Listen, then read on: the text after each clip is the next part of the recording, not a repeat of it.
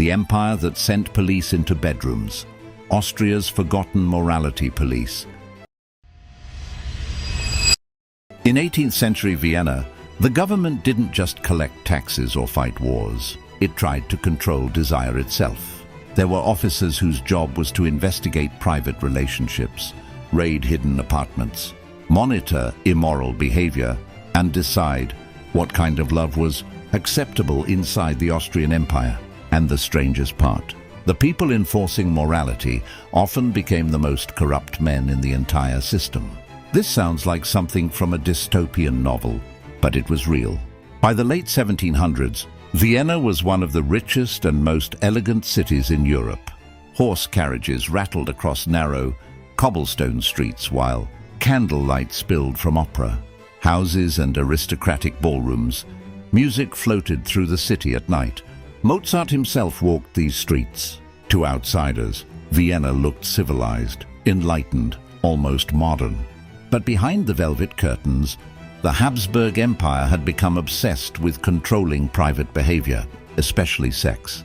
The empire was ruled by Empress Maria Theresa, one of the most powerful women in European history.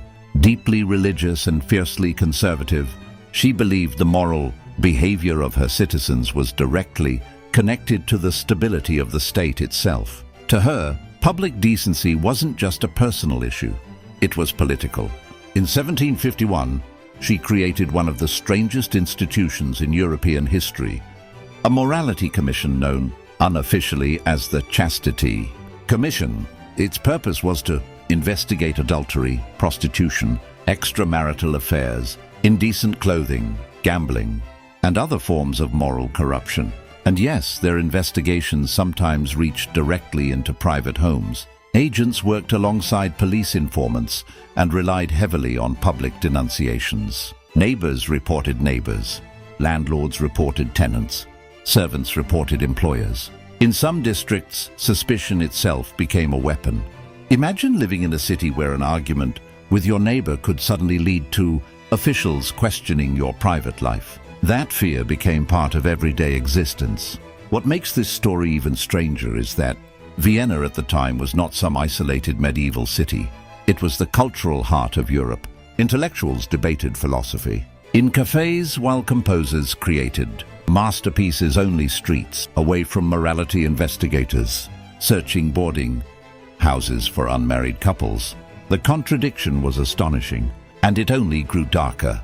Women accused of prostitution could be publicly humiliated, fined, imprisoned, or forced into institutions designed for moral correction. Some were sent to workhouses where strict religious discipline replaced freedom. Authorities believed they could literally reform desire through punishment and surveillance. But there was a problem the empire never expected. The men enforcing morality had enormous power, and power, especially secretive power, almost always creates corruption. Reports began emerging that investigators accepted bribes to ignore affairs. Wealthy aristocrats escaped punishment, while poorer citizens faced harsh consequences. Some officers allegedly used threats and intimidation for personal gain. The system that claimed to protect morality slowly became morally compromised itself, and ordinary people noticed. The irony became impossible to ignore. The guardians of public virtue were quietly benefiting from the very behaviors they condemned. Then came Emperor Joseph II. After Maria Theresa's death in 1780, her son inherited the throne, and almost immediately began dismantling parts of her morality regime. Joseph II was radically different from his mother. Influenced by Enlightenment ideas, he believed governments should rely more on reason than religious control. He viewed excessive moral policing as ineffective, outdated, and politically dangerous. But even he discovered something uncomfortable. Once governments gain power over private life, they rarely surrender it completely. Some surveillance systems remained. Police continued monitoring behavior considered threatening to public order. Brothels were still regulated. Informants still existed.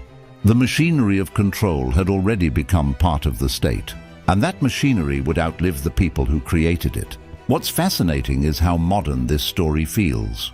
The Habsburg authorities genuinely believed society could collapse if personal behavior became too unrestricted. They feared moral decline the same way modern governments fear political instability, misinformation, or social unrest. In their minds, private choices had public consequences, and suddenly this no longer sounds like ancient history. Because throughout history, governments have repeatedly tried to regulate intimacy, relationships, clothing, entertainment, and morality whenever societies entered periods of uncertainty. But Vienna's morality police exposed a deeper truth. The more intensely a system tries to control human behavior, the more hypocrisy it often creates behind the scenes. One police report from the era described investigators entering taverns, disguised as ordinary citizens, listening for rumors of affairs or illegal gambling.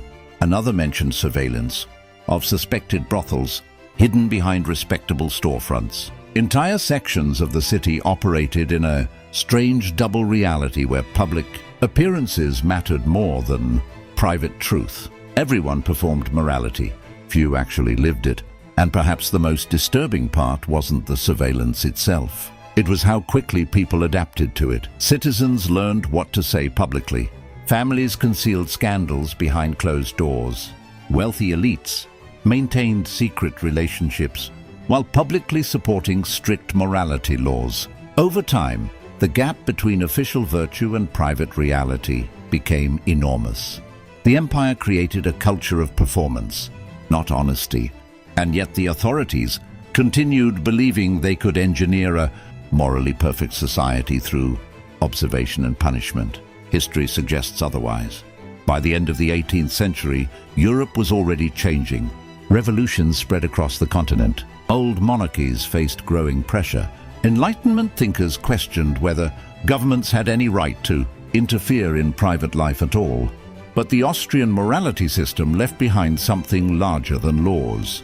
It left behind a blueprint. The idea that states could monitor private behavior in the name of social stability never truly disappeared. Different governments across different centuries would reinvent the same concept again and again using new technologies, new ideologies, and new fears, sometimes in the name of religion, sometimes in the name of security.